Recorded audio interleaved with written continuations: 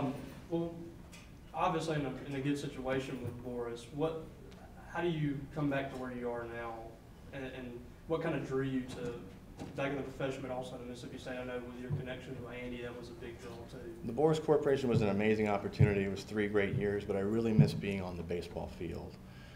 Miss my coaching days. Being able to be a part of this with Andy here was a no-brainer for me and my family. So super excited to be back in, especially here at State. How long did it take you to say yes to the offer? 10 seconds? Why so long? Exactly, yeah, maybe a second actually. You know, I've known him for a very long time and respect him more than just as a coach, as a man also, as a husband, as a dad. So I was very grateful and fortunate, and so when he asked me, it was a no-brainer. While you were away from the game, did you ever converse with Andy about just what was going on with him, with baseball in general? I was pretty in tune to the spring season. Talked to him a lot throughout the year.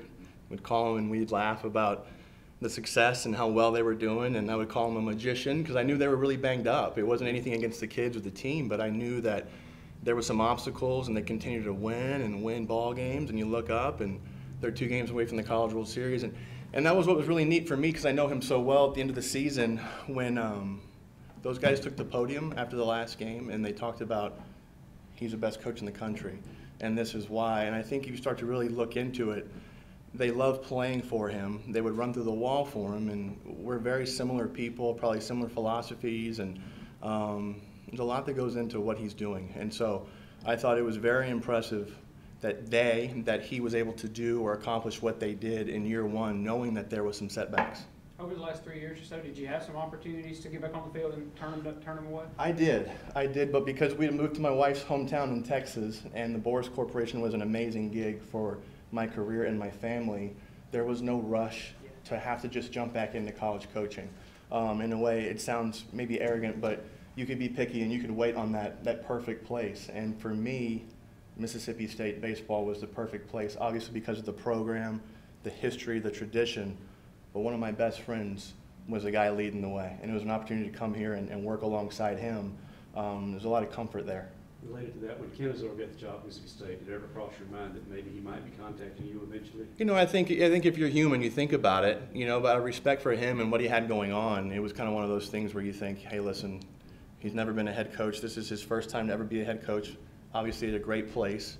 A lot of stuff going on in his life. As we all know, it was a unique time, right? And started kind of November, late in the fall, or early winter, whatever that was. And so it crossed my mind, but I didn't really want to go there or bug him. And, you know, you think if he ever calls, then obviously I'm interested. And so when he did call, literally, maybe it was 10 seconds, because I had to ask my wife if she wanted to leave Friendswood, Texas, but I knew this was where I needed to be. Do you see any parallels between the way you can recruit that maybe you can kind of, maybe your agent history has helped you? Working with the Boris Corporation, great company. In my opinion, the best in the world at what they do, and they're looking for an elite type of talent. Okay, so over the last 3 years, although I wasn't coaching anymore, I was still recruiting. I was still evaluating. And for them, you're evaluating the best, the top, the elite players in the country. And so while that company was only looking for a certain type of player, it's no different here. We're looking for the best players in the country. Obviously, we'd like to keep the hometown boys home, start here, and then and spread out after that. But looking for the best players in the country with the Boris Corporation, looking for the best players in the country with Mississippi State, really no different. So kind of the same deal. Does it help you also with just the relationships between being an agent and now being recruiter / coach? So coaching, you develop a lot of relationships, whether it's select ball or high school coaches, just people in the game, scouts.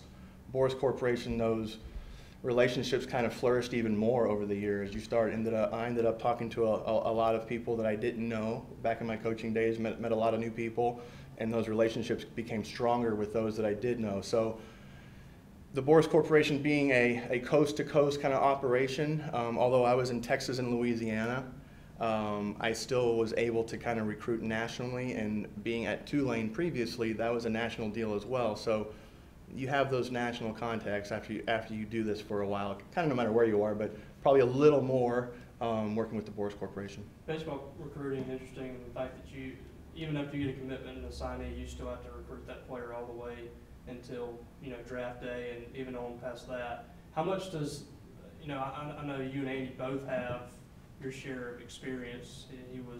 You both played pro ball. He was a scout. You're an agent.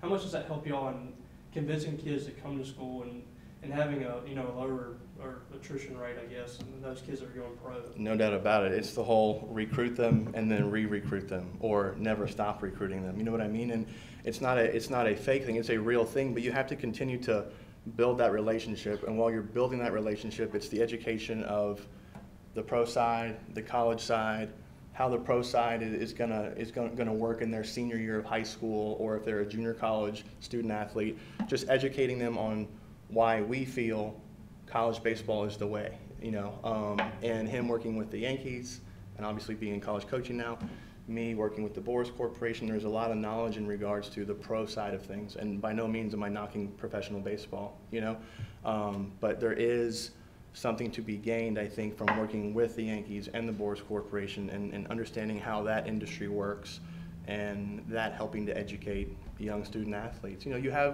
Sometimes you have the elite talents that you commit that are major draft risks, and sometimes they're just going to sign. There's probably a certain amount of money for that family that they're not going to turn down. At the same time, there is a way to educate families on how to feel comfortable with either going to college or saying, yeah, we understand, pro ball is the way to go.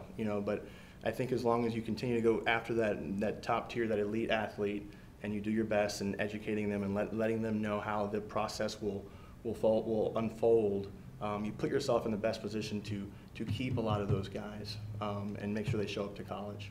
What kind of doors does, just having Mississippi State and all the tradition, what kind of doors does that open on the recruiting trail now that you've been out there for a summer? It's impressive, and by no means am I taking anything away from my previous coaching job, but we know about this program, what it's been now for over 30 years. We know about the league.